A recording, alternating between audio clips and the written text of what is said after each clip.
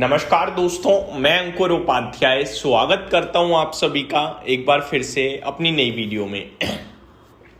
Action packed week रहने वाला है क्योंकि रिजल्ट सीजन शुरू हो गया है। अब अगर कोई नहीं भी ट्रिगर होगा ना तो रिजल्ट सीजन का ट्रिगर तो है ही है। रिजल्ट सीजन शुरू हुआ है तो स्टार्टिंग में तो आपके लिए दिग्गज कंपनीज के नंबर्स आएंगे, ऑब्वियस है।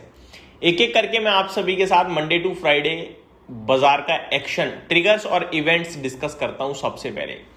सबसे पहले इवेंट्स और ट्रिगर में अगर बात करूं मंडे यानी कल, तो जून का सीपीआई इन्फ्लेशन डेटा आएगा और जून का डब्ल्यूपीआई इन्फ्लेशन डेटा भी आएगा।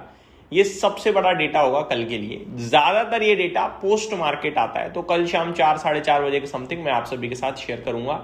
अगर पहले आ गया तो पहले करूंगा, लेकिन ये हमारे लिए एक बड़ा इंपॉर्टेंट ट्रिगर होने वाला है। दूसरा, रिजल्ट सीजन शुरू हो गया है तो कुछ दिग्गज आईटी कंपनीज के रिजल्ट्स आएंगे। मैं नाम भी आपके साथ शेयर करूंगा वीडियो के अंत में। ट्यूसडे की बात करी जाए तो कुछ ऐसा बड़ा इवेंट या ट्रिगर तो नहीं है, वही रिजल्ट सीजन, क्रूड ऑयल और एफआईडीआईज का डेटा जो रेगुलरली हमें देखना ही होगा। वेंसडे की बात करी जाए तो यहां यूएस का सीपीआई इन्फ्लेशन डेटा आता हुआ दिखेगा। तो ग्लोबल लेवल पे महंगाई कैसी चल रही है ये देखना जरूरी है। आप कहोगे हमें ग्लोबल से क्या मतलब, जो कच्चा तेल बढ़ा उसका इंपैक्ट तो चारों तरफ गया है ना, तो सब जगह देखना इंपॉर्टेंट है कि कैसी महंगाई चल रही है। ठीक है, ट्रेजरी यील्ड्स की movement, Nasdaq and global tech reaction और रिजल्ट सीजन तो चल ही रहा है। आगे थर्सडे की बात करी जाए तो थर्सडे को कोई ऐसा बड़ा इवेंट नहीं है। इवेंट तो कुछ भी नहीं, वही है वीकली एफएनओ पोजीशनिंग होगी, वो तो ट्यूसडे को भी होनी है। खैर, तो डेटा कुछ भी नहीं है। 17 जुलाई को US consumer sentiment housing data भी आता हुआ दिखेगा, तो ये देखने वाली बात होगी।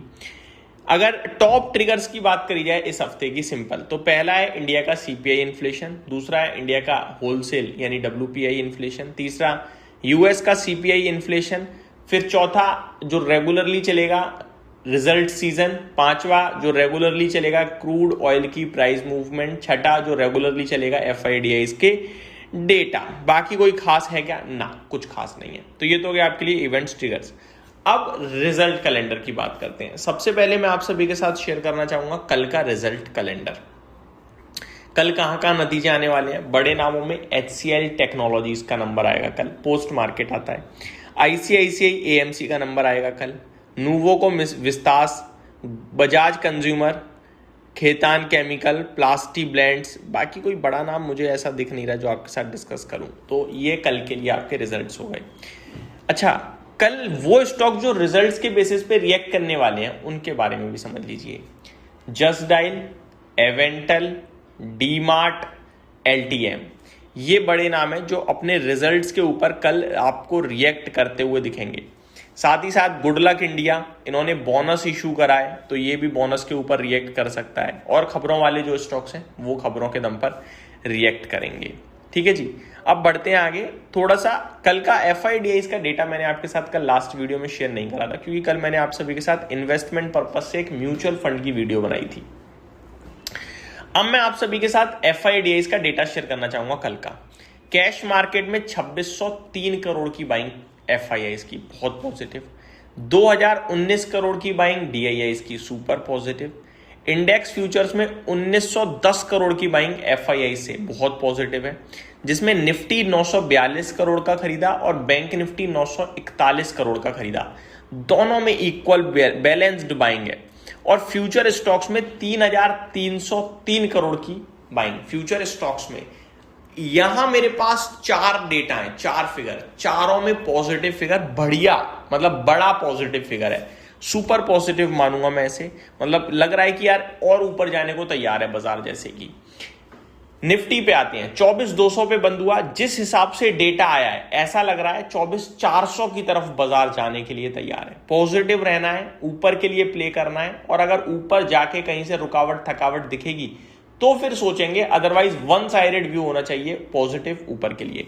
लेकिन मार्केट कुछ भी कर सकता है, तो स्टॉप लॉस बनेगा 24,125 या 150। बहुत छोटा इसलिए दे रहा हूं ताकि कॉन्फिडेंस थोड़ा ज्यादा हो। एक्चुअल जो स्टॉप लॉस है वो तो हमारा बन रहा है 24,000 पे, लेकिन मैंने छोटा सा दिया है ताकि कॉन्फिडेंस आपको और रहेगी, ये तो इसके नीचे भी नहीं जाएगा, लॉन्ग ही रहना है। अब आते हैं ग्लोबल लेवल पे। ग्लोबल लेवल की बात करी जाए तो सबसे पहले मैं आप सभी के साथ डिस्कस करना चाहूंगा कच्चा तेल। $76 बैरल्स पे ब्रेंट क्रूड बंद हुआ है, जो कि न्यूट्रल है, ना तेजी वाला ना मंदी वाला। लेकिन प्रॉब्लम ये है कि कल के सेशन में कुछ और फ्रेश अटैक्स की खबरें आई हैं, जो मैं आप सभी के साथ अगली वीडियो में बात करूंगा।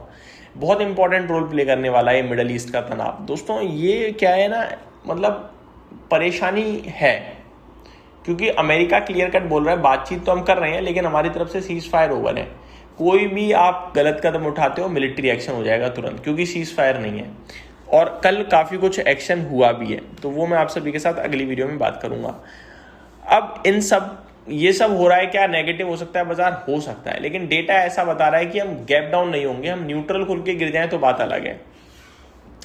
कल के सेशन में अमेरिका के बाजार की बात करी जाए, कल इन द मीन फ्राइडे, तो 150 पॉइंट ऊपर डाउ बंद हुआ, नेस्डेक करीब 1.3% ऊपर बंद हुआ, S&P 500 फ्लैट टू पॉजिटिव आधा % ही ऊपर था, रसल 2000 आधा % नीचे था। तो ज़्यादातर अमेरिका ऊपर था और रसल 2000 नीचे था, तो ब्रॉडर मार्केट नीचे, बाकी सब हल्का हल्का ऊपर ही देखने को मिला है हम सभी को।